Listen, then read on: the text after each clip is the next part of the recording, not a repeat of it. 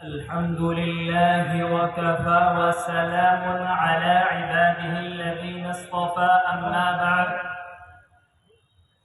فقد قال الله تبارك وتعالى في القرآن المجيد والفرقان الحميد أعوذ بالله من الشيطان الرجيم بسم الله الرحمن الرحيم يا أيها الذين آمنوا إنما الخمر والميسر والأنصاب والأزلام رجس من عمل الشيطان فاجتنبوه لعلكم تفلحون. وقال النبي صلى الله عليه وسلم كل مسكر حرام أو كما قال عليه الصلاة والسلام. معزز سامعین کرام،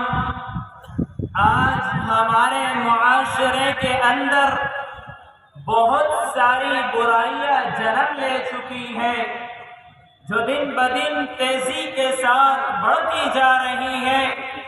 کبھی مسلمانوں کو عریانیت میں مبتلا کر کے مغرب ننگے پن کی جانب لے جانا چاہتا ہے،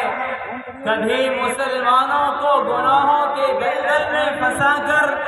مسلمانوں کی عصمت رفتہ کو پامال کرنا چاہتا ہے،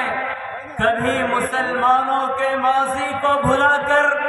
مستقبل کی طرف بڑھنے سے ہمارے پیروں کے اندر زنجیر ڈال دینا چاہتا ہے. انہی سارے گناہوں کا سرچشمہ ایک ایسا جرم ہے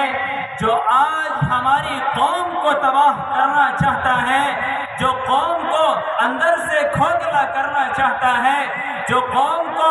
ذلیل و رسوا کرنا چاہتا ہے، جو قوم کو برباد کرنا چاہتا ہے، جو قوم کو ماں اور بہنوں سے دور کرنا چاہتا ہے، جو قوم کو ذکر اللہ سے دور کرنا چاہتا ہے، جو قوم کو مساجد سے دور کرنا چاہتا ہے، جو قوم کو مدارس سے دور کرنا چاہتا ہے، جو قوم کو اللہ سے دور کرنا چاہتا ہے، جو قوم کو نبی علیہ السلام سے دور کرنا چاہتا ہے، جو قوم کو علماء و صلحاء سے دور کرنا چاہتا ہے. الغرض قوم کو ہر طریقے سے، ہر لحاظ سے، ہر اسباب سے اس کی زندگی کو تباہ و برباد کرنا چاہتا ہے، جس کو میں اور آپ آج نشے کے نام سے جانتے ہیں. عزیزان گرامی، وہ نشہ جس کو دنیا آج کرنے لگی ہے، آج کی قوم نشہ کرتی ہے لیکن اس کو حرام نہیں سمجھتی. حالانکہ آج سے 1444 سال پہلے نبی علیہ السلام تاجدار بطحہ، فخر موجودات، احمد مجتبی محمد مصطفیٰ پیغمبر اعظم صلی اللہ علیہ وسلم نے فرمایا تھا کل مسکر حرام، ہر نشہ اور چیز حرام ہے. کون سا نشہ جس کے ذریعے عقل کھوکھلی ہو جائے، کون سا نشہ جس کے ذریعے عقل خراب ہو جائے، کون سا نشہ